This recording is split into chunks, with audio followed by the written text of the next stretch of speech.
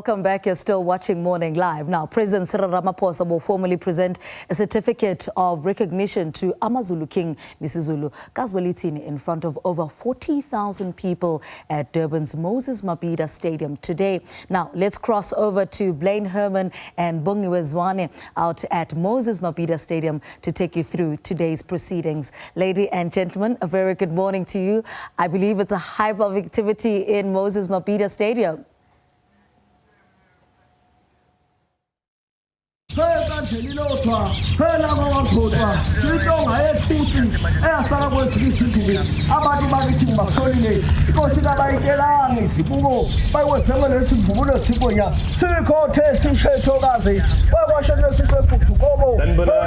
very good morning to South Africa and those watching around the world. We are live from the Mabhida Stadium in KwaZulu-Natal for an historic event. I'm Blaine Herman.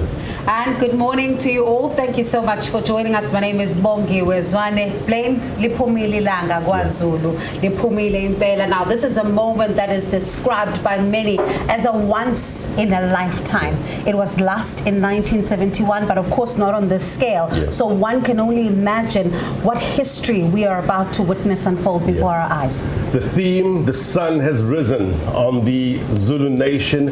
It's good to have her better mind on the program. I think we're going to be on air for about 8 hours, so it's good to tap into that knowledge. Look, it's really a celebration of culture and tradition in all its splendor, all its majesty. Why? Because there shouldn't be a vacuum in the Zulu throne, right?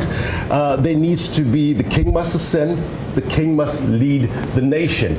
And you'll remember earlier this year that President Cyril Ramaphosa, in terms of the traditional as well as Khoisan Leadership Act, recognized MisuZulu Zulu as the king of Amazulu. So today, the president will formally hand over that certificate of recognition to the Amazulu king. Formality because the king is already on the throne.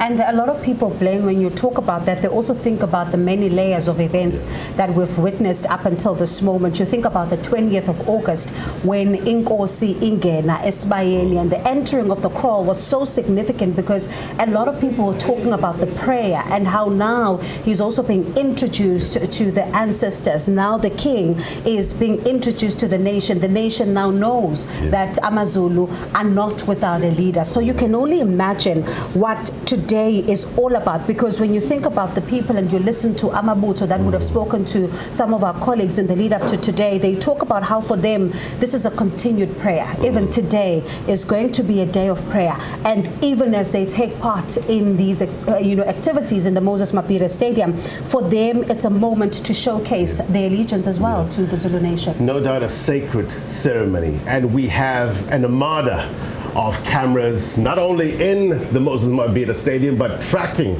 around the city as well. We have competent journalists fanned out, strategically positioned for you to get you all the action. Let's go pitch side now and speak to one of them. Samkele Maseko is live for us on the field of play, the player field, whatever you want to call it. It's all happening where he is. Samkele, very good morning to you. What's happening where you are? A very good morning to you, Blaine, and to our listeners at home. Indeed, the heavens have opened up the gateway for the reign of MisuZulu kaZwelithini with those downpours in the early hours of this morning, starting from yesterday afternoon at about 5 o'clock. You know the significance of a rain, Blaine, particularly when it comes to the African culture and how it blesses those whom their reign is set to begin. As they say, Ingamaku livumile, indeed, the rains and the heavens and those of the ancestors Abaphansi have opened up the way for King MisuZulu kaZwelithini to reign over the kingdom of the Zulu nation. You'd also remember there are contentious issues, particularly surrounding the kingdom of the Zulu nation, the issue of the contestation of the throne and how King MisuZulu came about to become the king of the Zulu nation. There's also political contemporary issues around the kingdom of the Zulu nation. Ingonyama Trust, a very contentious issue. You'd go back to 6 years ago in Ulundi after that Kgalema Motlanthe report, which referred to traditional leaders as tin pot dictators by former Deputy President Kgalema Motlanthe. You'd remember how Amabutu Eti Ukhalema uyasidelela in those reverberating sounds of Amabuthu speaking to Lombane at the time, the late King Zwelithini. So the stage has been set for King MisuZulu kaZwelithini, but he has to deal with contentious issues such as Ingonyama Trust, which is a thorn, particularly when it comes to traditional leadership within the country, and also the politicians coming in saying, does the Ingonyama Trust really serve the people of KwaZulu-Natal with that vast land, particularly with those resolutions from the EFF, from the ANC on land expropriation without compensation? Also, the factor of former President Jacob Zuma, will it come in here today? Should he arrive at the Moses Mabhida Stadium? You also do know that some of the residents of the province of KwaZulu-Natal are unhappy with President Cyril Ramaphosa on the incarceration of the former president. But all parties have said this is not about politics today, but this is about the Zulu nation. But I'm not alone. I am with my colleagues Sakina Kwamendo, who is on the other side, as I throw to you, Sakina. Sanbonani, siyanamukela Moses Mabhida Stadium. Welcome everybody, and as you can see the pitch behind me, the stadium, the stands empty for now, but they are of course expected to fill up quite rapidly any moment. And of course we're here for an auspicious occasion, and this is the official handing over of that certificate to the Amazulu King MisuZulu kaZwelithini. And of course this auspicious occasion is one that perhaps some of us will never get to experience in our lifetimes again, because as you know, monarchs, by the way it goes, tend to be on the throne for quite a lengthy period, barring of course some catastrophe. And of course the Zulu nation in all its pride, in all its glory, will be on display here today, not just only for themselves but for the world at large to see. And the SABC is here in its numbers to make sure that you don't miss a beat in all of it. We also have our radio presence here as the SABC, and we have that covered for you in case you're on the road or will be out elsewhere. Lotus FM, SAFM, Ukhozi FM, they all here, and will be beaming this live and direct, making sure that you don't skip a beat as we bring you this official ceremony.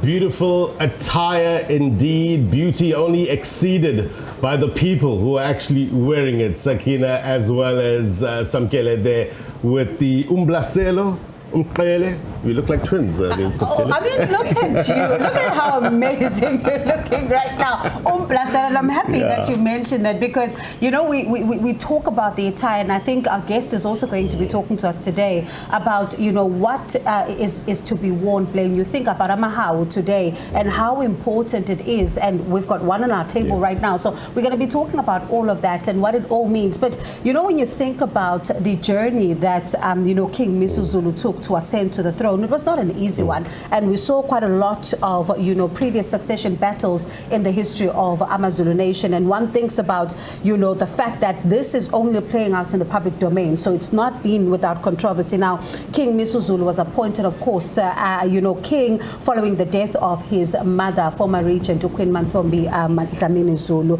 in April last year. Now, she became regent after King Zwelithini, the longest reigning